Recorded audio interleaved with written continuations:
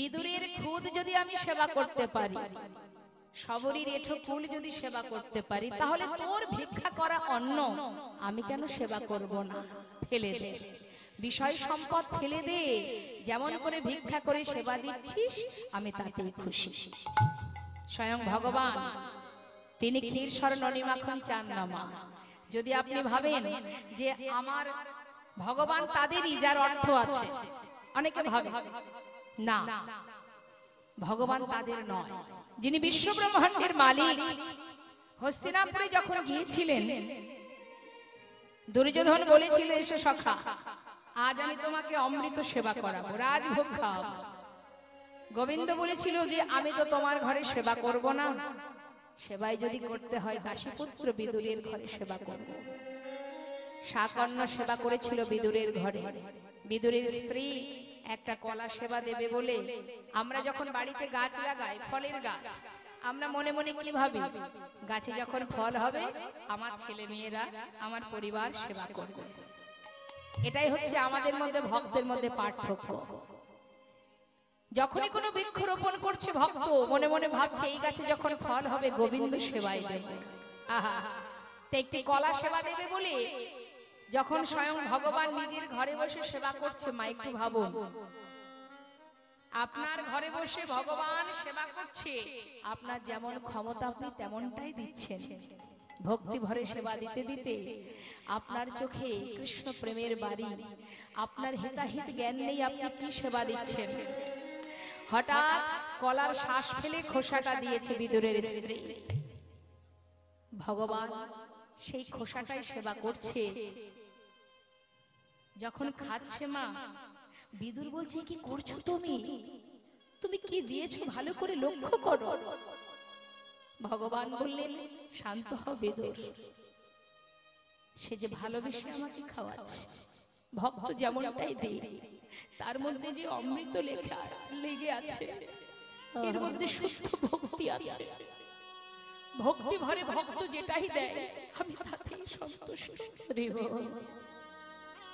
তার একটা প্রমাণ একটু ছোট করে বলি, শুনুন তাহলে। বেশি দূর নয়, বর্ধমান ডিস্ট্রিক্টে, পূর্ব বর্ধমান। বাবা আপনারা দর্শন করে আসবেন সেখানে। যিনি হলেন রঘুনন্দন, 12 বছর বয়সে ভগবানকে লাভ করেছিলেন মা। তার পিতা মুকুন্দ দাস।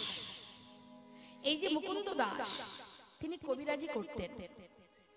মুকুন্দ দাসের কবিরাজির এতটা শক্তি ছিল, সেই সময়ে নবাব হোসেন শাহ তিনি তার সুস্থ হওয়ার জন্য ওই মুকুন্দ দাসের কাছে গিয়েছিলেন। যখন নবাব হোসেন শাহ রাজত্ব করতেন, তার সুস্থ হওয়ার জন্য ওই মুকুন্দ দাসের কাছে যায়। এতটা ভালো কবিরাজি জানতেন মুকুন্দ দাস। কিন্তু ঘরে ছিল গোপীনাথ সেবা। একটু মন দেবেন কথার মধ্যে। প্রতিনিয়ত তিনি গোপীনাথের সেবা দিতেন। তার ছোট্ট ছেলে রামতার রঘুনন্দন, 12 বছর বয়স। একদিন গ্রামে এক অসুস্থ ব্যক্তি এসে মুকুন্দ দাসকে বলে গেলেন যে আমার ঘরে একজন অসুস্থ, আপনাকে যেতে হবে। মুকুন্দ দাস চিন্তায় পড়ে গেল যে আমি কি করব, ঠিক মধ্যাহ্নে ভগবানের সেবা আর একদিকে অসুস্থ, আমি একা মানুষ কোন দিকে যাব। গালে হাত দিয়ে মুকুন্দ দাস চিন্তা করছে।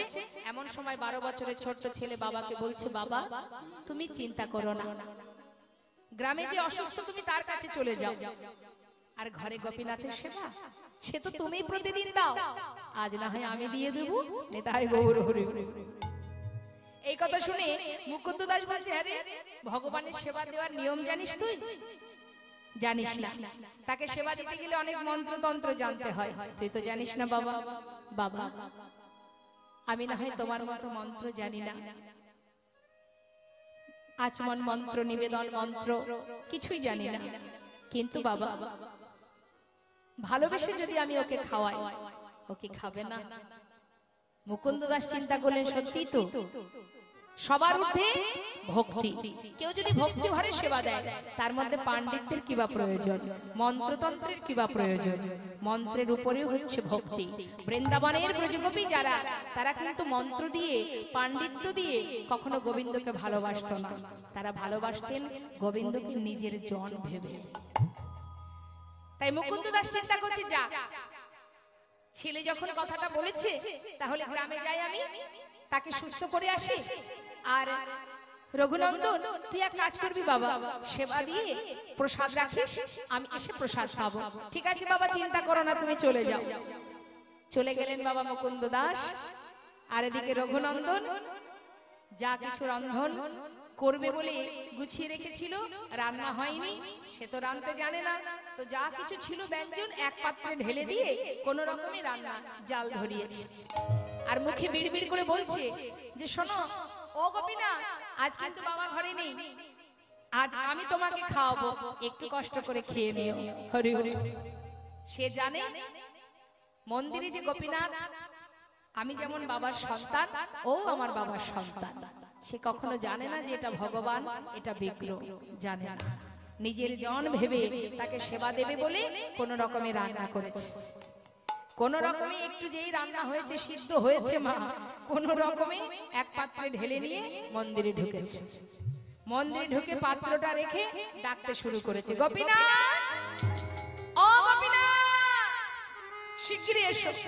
জানো আজ কিন্তু বাবা ঘরে নেই, আমি রান্না করেছি তোমার জন্য, তাড়াতাড়ি এসে খেয়ে নাও। আসছে না। কি গো মা, আপনারা তো বাড়িতে সেবা দেন ভগবানের, দেন না? আসে ভগবান? আসে না। কেন আসে না জানেন? আমরা ভগবানকে সেবা দিই পাথরের বিগ্রহ ভেবে, চিত্রপট ভেবে, তাই আসে না। কিন্তু যত সময় সে না আসছে, তত সময় ভক্ত ডেকে যাচ্ছে, গোপীনাথ এসো, তাড়াতাড়ি এসো। জানো তো বাবা গেছে গ্রামের কাজে, তাই তো এলাম আমি। রান্না করতে পারি না, কোন রকমে করেছি, একটু কষ্ট করে খেয়ে নাও, শিগগিরই এসো। তাও আসছে না বাবা। এত করে ডাকছে, তাও আসছে না কেন? কি ভেবেছো তুমি আজ বাবা ঘরে নেই তাই আসবে না? শোনো, আমি যখন না খাই, আমার বাবা আমাকে লাঠি দিয়ে মেরে মেরে খাওয়ায়। যদি ভালো চাও চলে এসো, না হলে ঘর থেকে বেরিয়ে খুঁজে খুঁজে একটা লাঠি নিয়ে মন্দিরে প্রবেশ করে বলছে, দেখতে পাচ্ছ কি আছে? ভালো চাও চলে এসো, না হলে না এই লাঠি দিয়ে আমি তোমাকে মেরে মেরে নিয়ে আসি। ভগবান পাথরের মধ্যে কি আর থাকতে পারে মা? এমন ভক্তি দেখে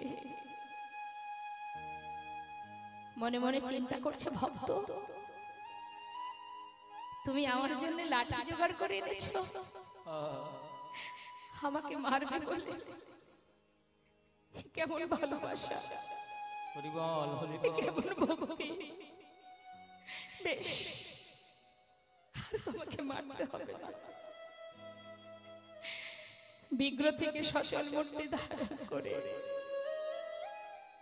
ভক্তের ভক্তিতে সন্তুষ্ট হয়ে তিনি তাকে দর্শন দিয়ে পাতা আসনে বসেছে। রঘুনন্দন পাশে দাঁড়িয়ে দাঁড়িয়ে চিন্তা করছে, দেখেছো তো, ভাগ্যিস লাঠিটা দেখিয়েছিল, না হলে তো আসতো না। শিগগিরই খেয়ে নাও, আজ বাবা ঘরে নেই, আমি রান্না করেছি তোমার জন্য, জানি না কেমন হয়েছে, একটু কষ্ট করে খেয়ে নাও, কাল বাবা ভালো করে রান্না করে খাও। যেই না একটুখানি বদলে দিয়েছে মা, দেখছি কি সুস্বাদু। কেন এত ভালো লাগছে কেন? আজ ভক্ত রান্না করেছে, যে যে আমাকে ভালোবাসে, নিজের করে ভালোবাসে, আজ সে রান্না করেছে আমার জন্য, সেটা খারাপ হবে কেমন করে? আজ বদলে দিয়ে বলছে, ভক্ত তুমি জানো না, এতদিন এই ঘরে আছি, কিন্তু এমন অমৃত বিয়ের আগে কখনো পাইনি। খুব ভালো হয়েছে, তুমি চিন্তা করো না। বেশ, তাহলে খেয়ে নাও। খাচ্ছি। রঘুনন্দন পাশে দাঁড়িয়ে থাকতে থাকতে হঠাৎ দেখছি সর্বনাশ, সবই তো প্রায় শেষ, আর তো বেশি নেই। অবশেষে যেটুকু ছিল হাতে করে নিয়ে মুখে দিতে যাবে, এমন সময় রঘুনন্দন ছুটে গিয়ে হাতটা চেপে ধরেছে। গোপীনা, উঠে যাও, এক্ষুনি ওঠো। কেন? এখনো আমি খাইনি, আমার বাবা খাইনি, যা রান্না করেছি সবই তো তোমাকে দিয়েছি, সব যদি তুমি খাবে আমরা কি খাবো? যাও, উঠে যাও। গোবিন্দ বলছে, দেখো এই তো ডেকে ডেকে নিয়ে এলে, আবার এখন তাড়িয়েও দিচ্ছ।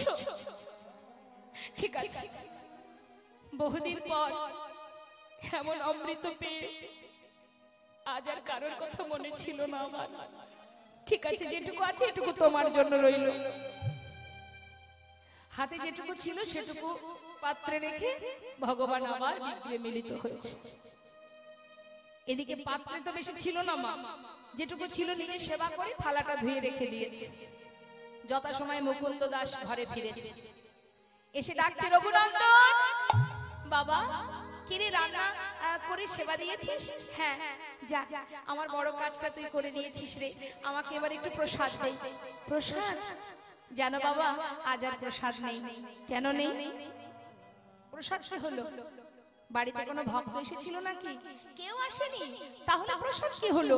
কি আর হবে, সবে তো তোমার গোপীনাথ খেয়ে নিচ্ছিল, ভাগ্যিস আমি হাতটা ধরেছিলাম, আমার জন্য একটু রেখেছিল, আমি খেয়ে নিয়েছি। মনে মনে মুকুন্দ চিন্তা করছে, এটা কি করে সম্ভব? এতদিন আমি সেবা দিই, সে কখনো খায় না, আর আজ আমি ঘরে নেই, আজই খেয়ে নিল। নিশ্চয়ই আমার ছেলে মিথ্যা কথা বলছে। সে কি করে খাবে? সে তো পাথর, সে তো কথা বলতে পারে না।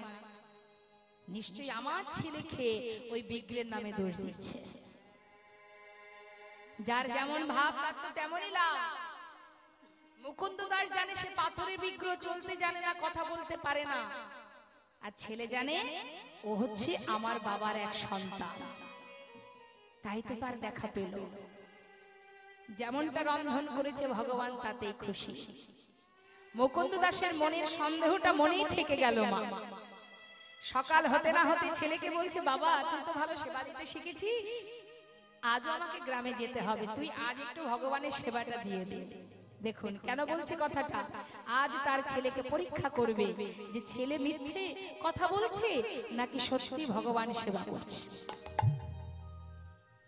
বলছে, শোন, আজ আর রান্না করতে হবে না, ঘরে নাড়ু তৈরি করা আছে, আমি চললাম গ্রামে, গোপীনাথ নাড়ু খেতে ভালোবাসে, তুই নাড়ুটা ভোগ দিয়ে দিস। ঠিক আছে বাবা, চিন্তা করতে হবে না। মুকুন্দ দাস কিন্তু কোথাও যায়নি মা, সে কি করেছে, মন্দিরের পিছনে গিয়ে দেয়ালে কান পেতে আছে। কেন না, আজ আমি শুনবো আমার ছেলে যখন মন্দিরে যাবে, আমার পুত্র ছাড়া আর কারোর কণ্ঠ শোনা যায় কিনা। সন্দেহ নিয়ে দাঁড়িয়ে আছে দেয়ালের পিছনে, আর এদিকে ছেলে আমার নাড়ু সাজিয়ে নিয়ে মন্দিরে ঢুকেছে। ডাকছে, ও গোপীনা, চিনতে পারছো আমাকে? কাল এসেছিলাম, আর কিন্তু ডাকতে পারবো না, শিগগিরই এসো, খেয়ে নাও। ভগবান মনে মনে বলছে, ভক্ত কেউ যদি আমাকে ডাকার মতো একবার ডাকে, আর সেই ডাক যদি আমার কর্ণে একবার চলে আসে, ভক্ত যদিও কোনোদিন আমাকে ভুলে যায়, আমি সেই ভক্তকে জনমে জনমে ভুলি না। যদি একবার কোনো ভক্তের ডাক আমার কর্ণে যায়, তাই আজ আর তোমাকে ডাকতে হবে না, আমি চলে এসেছি। পাতা আসনে বসেছে ভগবান, সুন্দর সুন্দর নাড়ু দেখে জিজ্ঞাসা করছে, কে করেছে নাড়ু? আমার বাবা করেছে, তুমি নাকি নাড়ু খেতে ভালোবাসো, শিগগিরই খেয়ে নাও। ভগবান মনে মনে চিন্তা করছে, বাবা যে বাবাই করুক আর যেই করুক, আমার ভক্ত নিজে হাতে এনেছে, তার হাতের ছোঁয়া তো লেগে আছে, আমি তাতেই খুশি। ভগবানের পরশ পেতে, ভক্তের হাতের পরশ পেতে ভগবান যে বড় খুশি। ভগবান বলেন, ভক্ত আমার মাতা, ভক্ত আমার পিতা, সেই আমার গুরু। ভক্তের ছোঁয়া পেয়ে, পরশ পেয়ে আজ মনের আনন্দে গোপীনাথ একটা নাড়ু বদলে দিয়েছে। রঘুনন্দন মনে মনে ভাবছে কালকের মতো দাঁড়িয়ে থাকবো, আর তুমি যদি একটা একটা করে সব খেয়ে নাও তাহলে কালকের মতো আমাকে আর আমার পিতাকে না খেয়ে থাকতে হবে। আজ আর তা হবে না, আজ তুমিও খাবে আমিও খাবো। এই ভেবে একটা নাড়ু তুলে নিয়েছে মা, তুলে নিয়ে নিজের মুখে দিয়েছে। যেই না ভালো লেগেছে অর্ধেকটা খেয়েছে। অর্ধেক খাবার পর নিজের মুখে যখন ভালো লেগেছে আর এঠো নাড়ুটা হাতে করে ভগবানের মুখের কাছে ধরেছে। গোপীনাথ খেয়ে দেখো কত সুন্দর হয়েছে, খুব সুস্বাদু, নাও নাও খেয়ে নাও। ভগবান ভক্তের এই প্রেম দেখে চোখের জলে মুখ ভাসিয়ে কাঁদছে আর মনে মনে বলছে, ভক্ত এত ভালোবাসো তুমি আমায়, তোমার মুখের এঠো নাড়ু দিতেও তোমার দ্বিধা হচ্ছে না।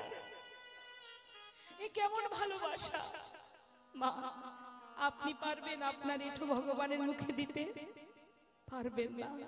তখনই পারবেন যখন সত্যি সত্যি নিজের করে তাকে ভালোবাসবেন। ভগবান কাছে যখন কাঁদছে, রঘুনন্দন চিন্তা করছে আমার এঠো নাড়ু দিয়েছি তাই বোধহয় কাঁদছে। সঙ্গে সঙ্গে বলছে, দেখো তুমি কেঁদো না, আসলে কি জানো আমার ভালো লেগেছিল সেই জন্য আমি তোমায় দিচ্ছিলাম, তুমি কেঁদো না, আমি আর তোমাকে দেব না। প্রভু বললেন, জানো ভক্ত আমি সেজন্য কাঁদছি না গো, আমি কাঁদছি কেন জানো? তুমি যদি তোমার এঠো নাড়ু আমাকে খাওয়াতে পারো, আমি কি আমার প্রসাদী নাড়ুটা তোমাকে খাওয়াতে পারি? নিশ্চয়, তাহলে তুমি আমাকে খাইয়ে দাও, আমি তোমাকে খাইয়ে দিই। ভগবান তার প্রসাদী নাড়ু দিচ্ছে ভক্তের বদনে, আর ভক্ত তার এঠো নাড়ু দিচ্ছে ভগবানের বদনে। ভক্ত ভগবানের মধুর মিলন,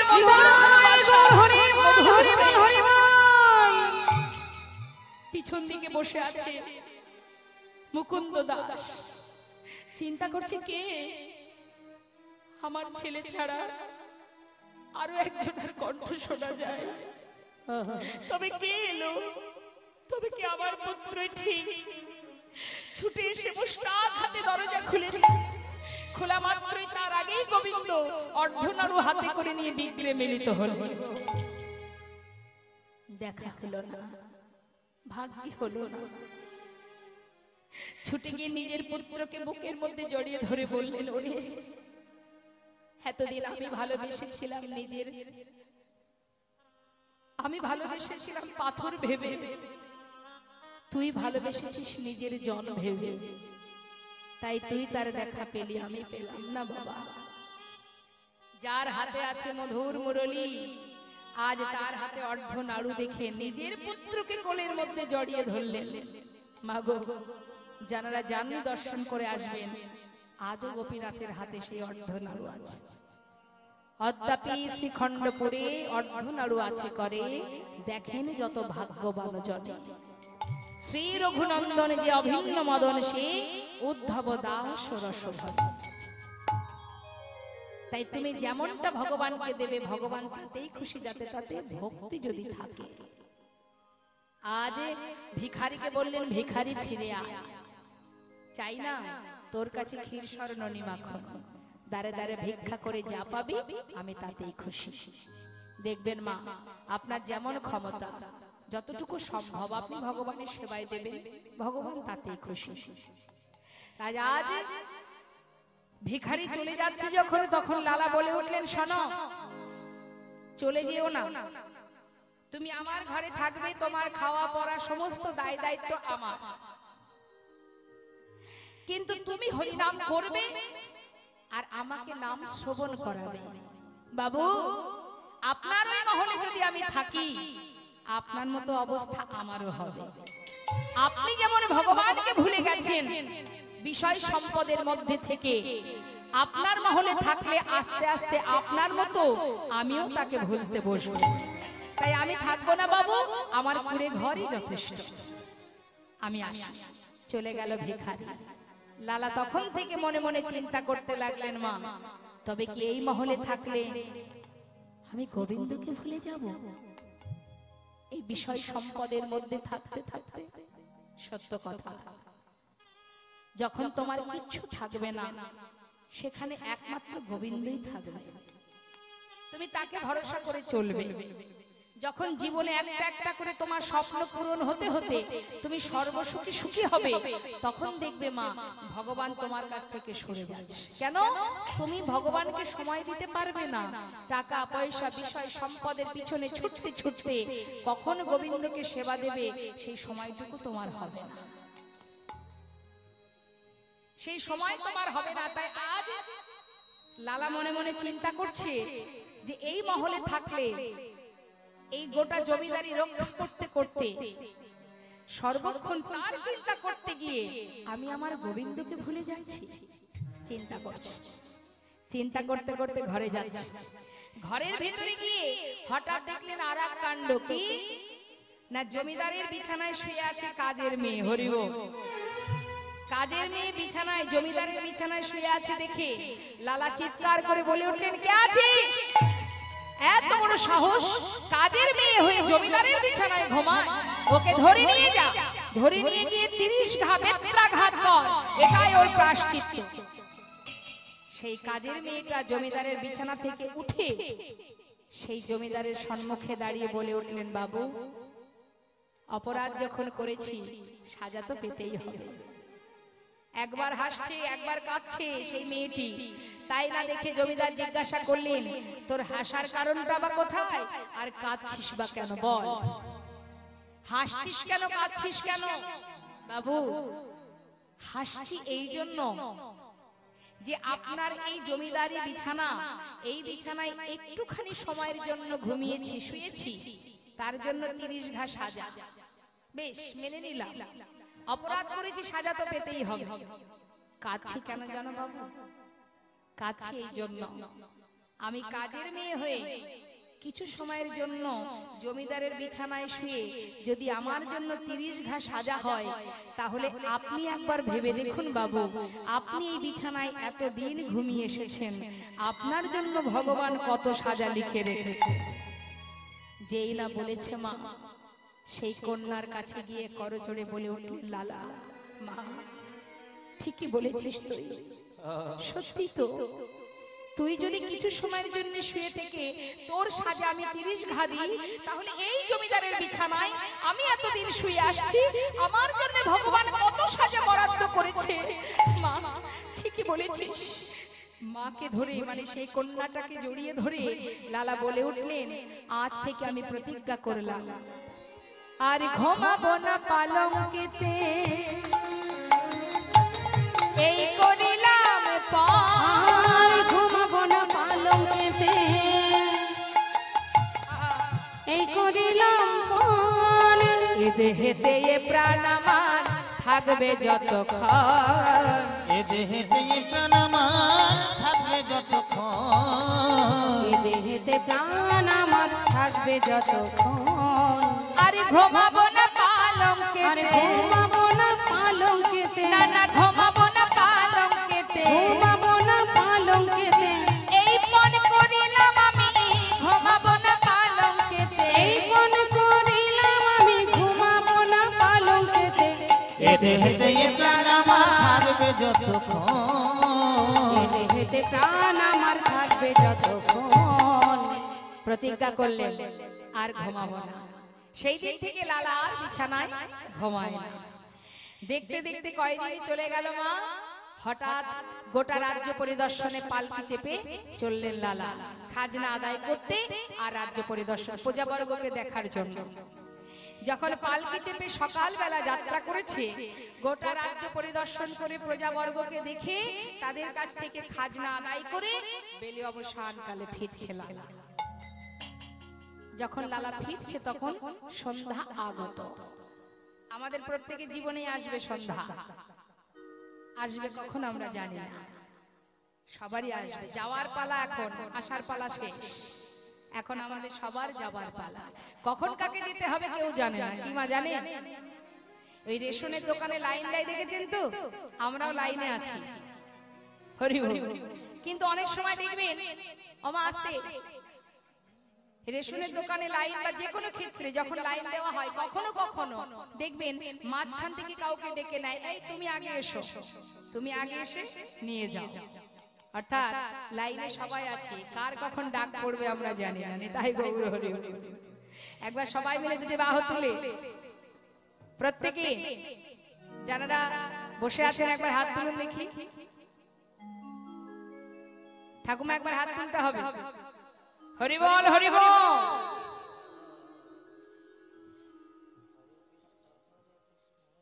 আসুন আমরা সবাই মিলে একটু গাইব, নাম করব। হ্যাঁ, সবাই হাত তুলে।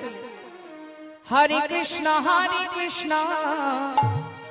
কৃষ্ণ কৃষ্ণ হরে হরে, হরে রাম গাইবেন কিন্তু সবাই। আমার শেষ হবে, আপনারা গাইবেন, তবে তালে তালে, বেতালে নয়। রাম রাম হরে হরে, হরে কৃষ্ণ বলুন।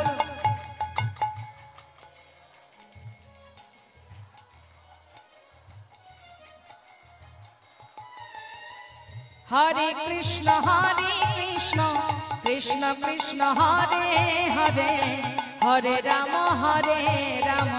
রাম রাম হরে হরে হরে। তালে তালে বাবা।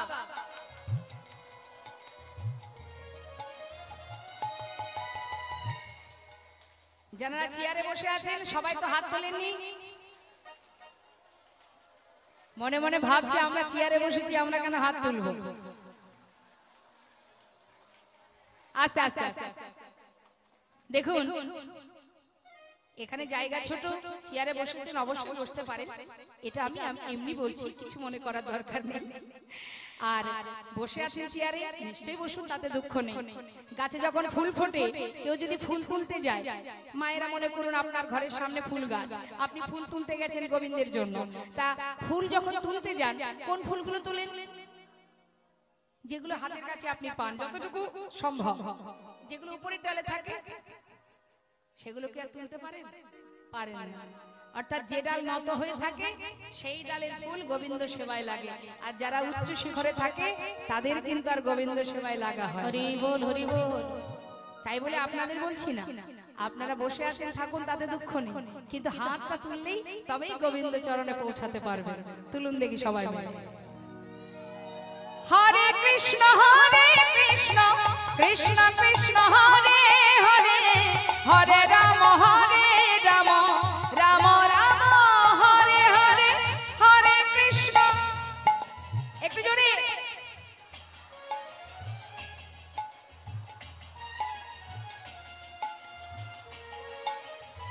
হরে কৃষ্ণ কৃষ্ণ কৃষ্ণ হরে হরে, হরে রাম রাম রাম হরে হরে।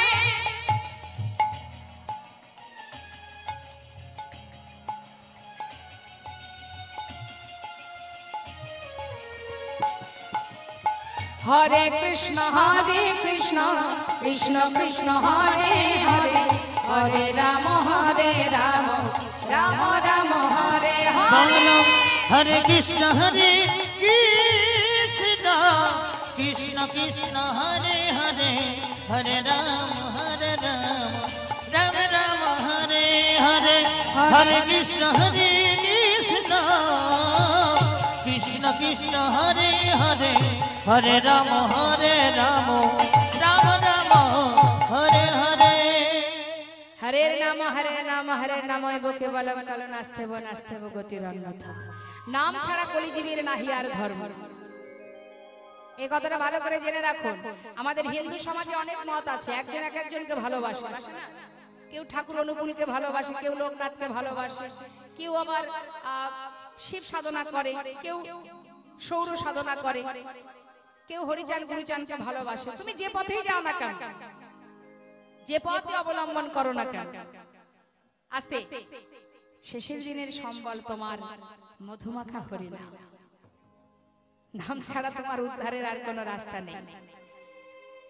এই ঘাটে পার হতে হবে, গোবিন্দের ঘাটে। তিনি দাঁড়িয়ে আছেন পার ঘাটার মাঝি হয়ে। হরি বল। তাই তাই নামকে সার করো, সময় থাকতে ভালোবাসো। আজ দেখুন লালার কি অবস্থা, দুজনের কাছ থেকে তিনি শিক্ষা অর্জন করলেন ভক্তি রাজ্যে প্রবেশ করার জন্য। পালকি চেপে বেরিয়ে অবসানকালে সন্ধ্যাবেলা ফিরছে মা। ঠিক ঠিক দিনের আলো শেষ, সন্ধ্যা আগত, সেই সন্ধিক্ষণ। সেই সময় হঠাৎ একটা প্রতিধ্বনি তিনি শুনতে পাচ্ছেন। কি? সেই সময় এক রজকন্যা, রজকন্যা কাদের বলে? যারা কাপড় কাচে তাদেরকে বলা হয় রজক, ধোপা।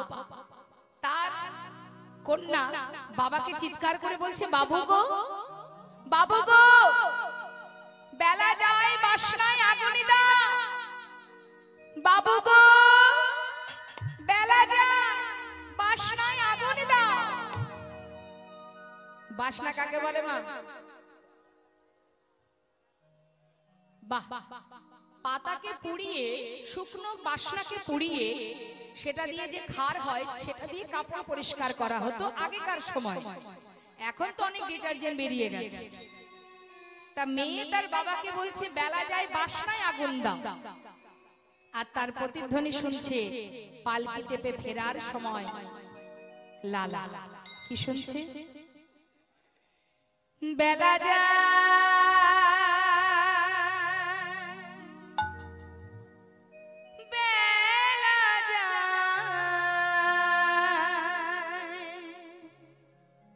বেলা যায়, বেলা যায়,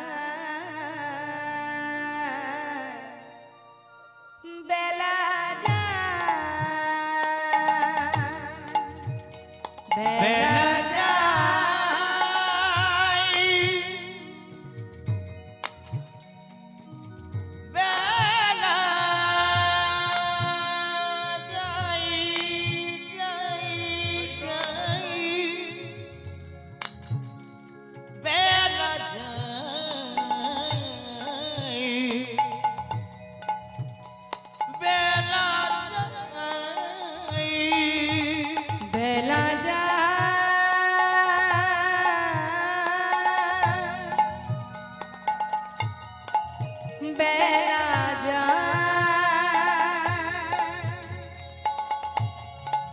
বেলা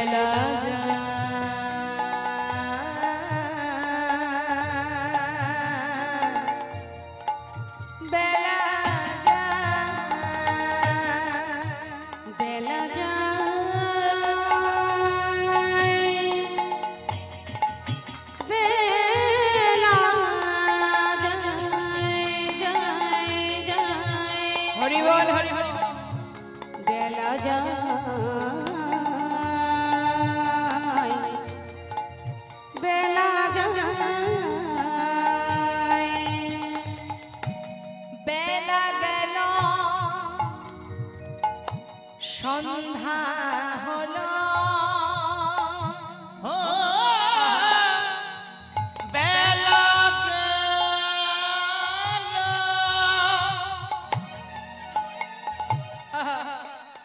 আমাদের সন্ধ্যা হলো, ফিরে সতা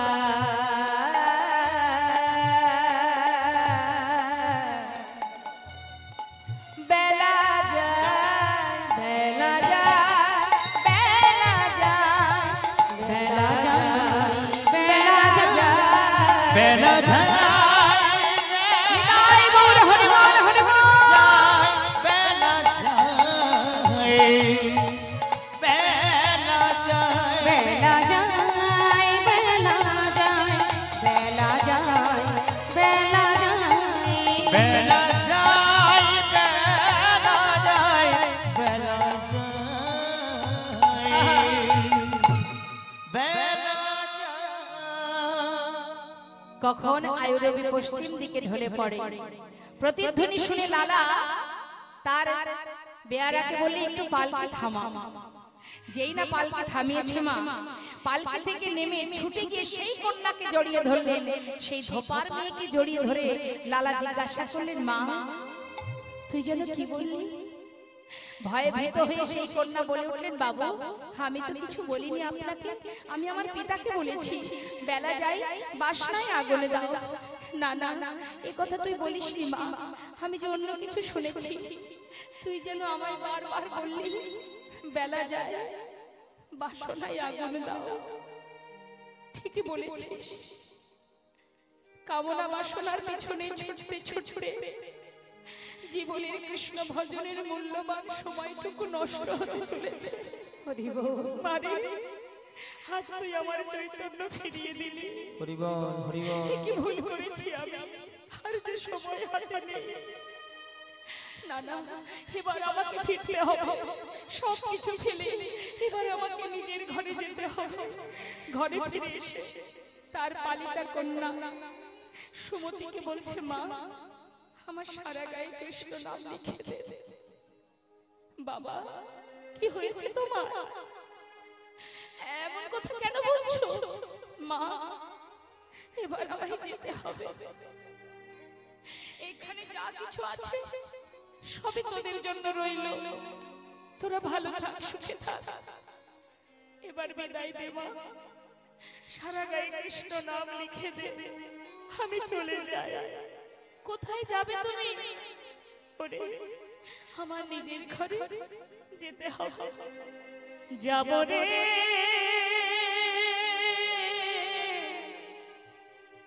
যাব আমি, কৃষ্ণ ভজনে যাব আমি, মধুর বৃন্দাবনে। ওই না যাব আমি,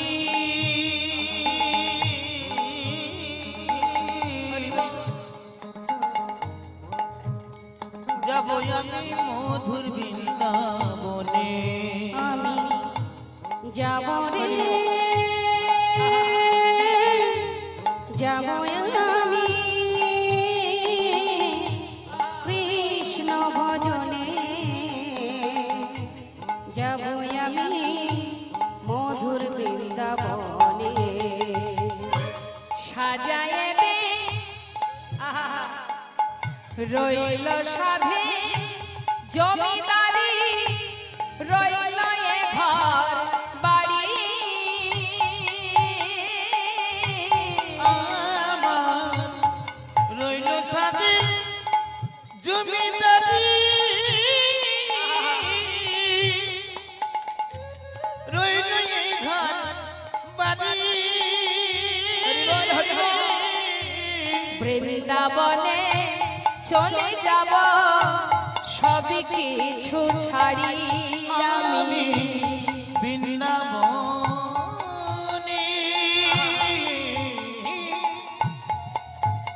চলে যাব সারি কিছু ছাড়ি। সাজায়ে দে কৃষ্ণ দাস মনে আমার এই অভিলাষ, সাজায়ে দে কৃষ্ণ দাস মনে আমার এই অভিলাষ। আমি হব বৃন্দাবনে আমি বাস, হব বৃন্দাবনে বাস। এই আশা মনে যাব রে যাব আমি, কৃষ্ণ ভজনে ওই না যাব আমি মধুর বৃন্দাবনে, যাব আমি মধুর বৃন্দাবনে। জীবনে কেউ যদি সুখ পায় সে কি কষ্ট চায়? কি গো মা, চাই কি? সুখ পেলে সে কষ্ট চায় না। সর্বক্ষণ আমরা ভগবানের কাছে কামনা করি সুখে রাখো, যার যেটা দরকার, যার যেটা বাকি আছে পূর্ণ করে দাও। ছেলে দাও, মেয়ে দাও, সংসার, দোতলা তিনতলার বাড়ি, গাড়ি, টাকা, চাওয়ার শেষ নেই আমাদের। তাহলে এত সুখ রেখে চললেন লালা একটা ছিন্ন বস্ত্র পরিধান করে, সারা গায়ে কৃষ্ণ নাম লিখে। কেন? সে কি বোকা ছিল? সে কি অশিক্ষিত ছিল? নাকি তার কোনো অর্থ ছিল না, নাকি কোনো সুখ ছিল না, চললেন কেন তারা? সরগোস্বামী, জয়রূপ সনাতন ভট্ট রঘুনাথ, শ্রীজীব গোপাল ভট্ট দাস রঘুনাথ সব ছেড়ে চলে গেলেন। তারা বড় বড় জমিদার ছিলেন। কি পেল তারা? এখানে কিছু পায়নি, এখানে নিজের বলতে কিছু নেই। সব ফেলে চললেন আপন ঘরের সন্ধান। তারা কেউই বোকা ছিল না। আজ নবদ্বীপের ঘাটে দেখুন মা, মায়াপুর নবদ্বীপে কত বিদেশি ভক্তরা, কত উচ্চ শিক্ষায় শিক্ষিত কত ভক্ত তাদের পরিবার নিয়ে চলে এসেছে নবদ্বীপে, মায়াপুরে পড়ে আছে ছোট্ট ছোট্ট শিশুকে নিয়ে, যারা কৃষ্ণ প্রেমে গৌর প্রেমে মাতোয়ালা। বিদেশি ভক্ত যারা, তারা আপনার মতো আমার মতো অশিক্ষিত নয়, তারা আপনার মতো আমার মতো দিনহীন কাঙালও নয়, কিন্তু সব ফেলে তারা এলো কোথায়? যেটা সার, তার চরণ স্মরণ করলেন। যেটা সত্য, বাকি সব মিথ্যা। চললেন লালা সর্বস্ব পরিত্যাগ করে, কৃষ্ণ নামকে সম্বল করে, জনমের মতো সব ছেড়ে সকাল সকালে যাত্রা করলেন। সব হারিয়ে কৃষ্ণ নাম তার সম্পদ, বিষয় সম্পদ কৃষ্ণ চরণ, এই ভেবে চললেন বৃন্দাবনের পথে। বৃন্দাবনে যখন এসে পৌঁছালেন বাবা, দেখতে দেখতে কয়েক মাস চলে গেল। এসে পৌঁছালেন রাধা কুণ্ড, শ্যাম কুণ্ড দর্শন করে গোবিন্দ কুণ্ডের পাড়ে বালুরাশিতে রাত্রি অতিবাহিত করলেন। রাত পার হলো, সকালে ঘুম থেকে উঠে দেখছে ব্রজবাসীরা মাথায় করে ডালা সাজিয়ে দল বেঁধে সারিবদ্ধ হয়ে যাচ্ছে। তখন লালা সেই বাড়ি থেকে মানে ধোলা থেকে উঠে জিজ্ঞাসা করছে, ও ব্রজবাসী যাচ্ছে কোথায়? বাকি বিহারে ভোগ নিবেদন করতে, আমাকে একটু নিয়ে যাবে? নিয়ে যাবে? বেশ। ব্রজবাসীরা বলছে, কেন নিয়ে যাব না, চলো। তবে হ্যাঁ, যেতে যদি হয় এইভাবে গেলে হবে না, আমরা যে নাম করতে করতে যাব, তুমিও আমাদের সঙ্গে সেই নাম গাইতে গাইতে যাবে। কি গাইতে হবে? সবাই মিলে গাইবে, আমরাও তো যাচ্ছি লীলার সাথে সাথে। তাহলে আসুন ব্রজমাইদের সাথে আমরাও যাই, গাইতে গাইতে রাধে রাধে রাধে রাধে রাধে রাধে বল, রাধে রাধে রাধে রাধে রাধে রাধে বল, বলো রাধে রাধে রাধে রাধে রাধে রাধে বল, রাধে রাধে রাধে রাধে রাধে রাধে বল,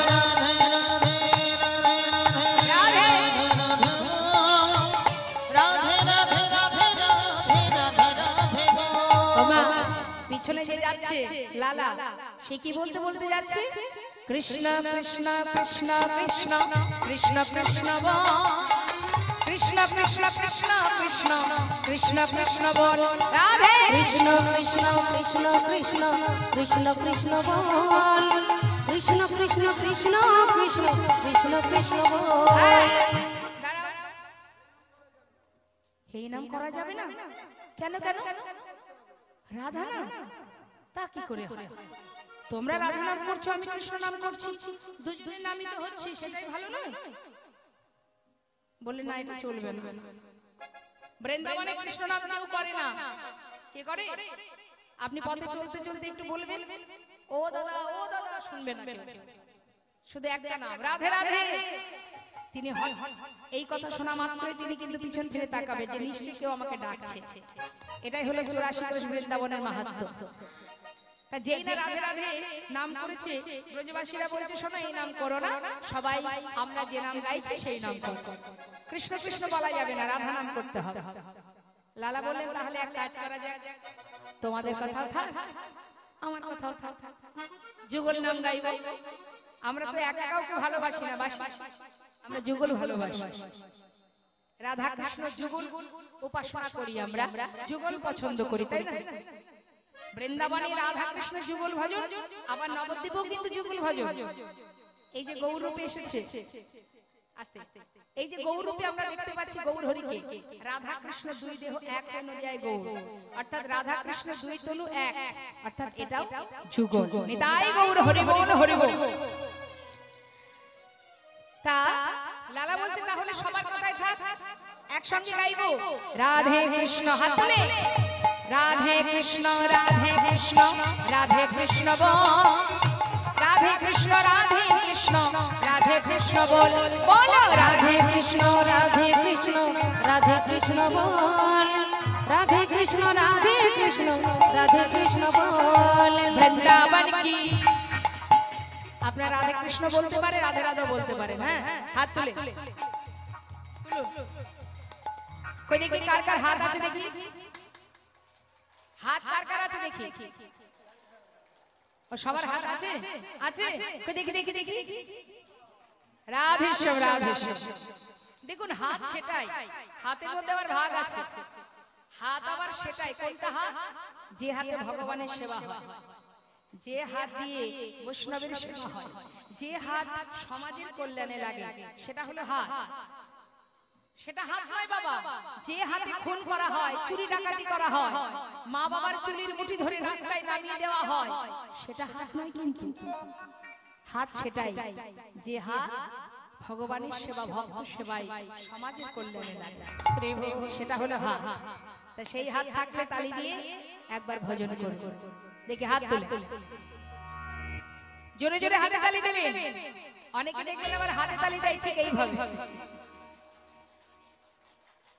এখানে আছে ঠান্ডার জন্য না, ঠান্ডা আপনাকে বশীভূত করেছে তাই আপনি কাঁপছেন।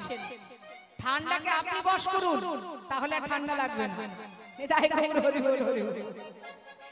হ্যাঁ, হাতে তালি এইভাবে দিলে হবে। এইভাবে হাতে তালি দেয় কারা? আস্তে এইভাবে তারাই হাতে তালি দেয় যাদের একটু সম্মানের ব্যাপার আছে, আছে না? লজ্জার ব্যাপার। হরি নামে হাতে তালি দেওয়া যায়। হাতে তালি দেওয়া যায় কোথায়? বাড়িতে যদি বাচ্চার জন্মদিন হয়, বাচ্চাকে খুশি করার জন্য দেখবেন অর্থশালী বাবা মা হ্যাপি বার্থডে টু ইউ করবে, ওটা বাচ্চাকে খুশি করার জন্য। তখন জোরে জোরে হাতে তালি দেবে, বাচ্চা খুশি হবে যে। কিন্তু হরি নামে সাধু সঙ্গ করতে এসে তখন হাতে তালি দিতে গেলে লজ্জা। ইস, সকাল হলে লোকে বলবে, লোকের জ্বালায় জীবনটাই শেষ হয়ে গেল, তাই না? হরিনাম শুনতে যাবো তাও লোকের চিন্তা, না জানি পাছে কেউ বলে বসে কিরে অতি ভক্তি চোরের লক্ষণ, এই ভয়ে মরণ হলো। কিন্তু যারা ভক্তি রাজ্যে প্রবেশ করেছে তারা এই জাগতিক জগতের কোনো বাধা তাকে ধরে রাখতে পারবে না, সব উপেক্ষা করে চলে যাবে। তাই সকলের কাছে আমার নিবেদন, যারা প্রকৃত গোবিন্দকে ভালোবাসে অবশ্যই জোরে জোরে হাতে তালি দিয়ে স্বতঃস্ফূর্ত ভাবে দুহাত তুলে রাধা রাধা নাম করতেই পারেন। যা রাধে বৃন্দাবন কি, আরে জোরে, বৃন্দাবন কি, যमुना माई की, राधा कुंड की, श्याम कुंड की, गोविंद कुंड की, विलास वन की, मधुवन की, निधुवन की, केशी घाट की, वंशी वन की, भांडी वन की, तम्र वन की, कमल वन की, लौह वन की, माधवी वन की, मोहन वन की, आगे पीछे बोल बोल में ऊपर नीचे बोलो राधे राधे राधे राधे राधे राधे।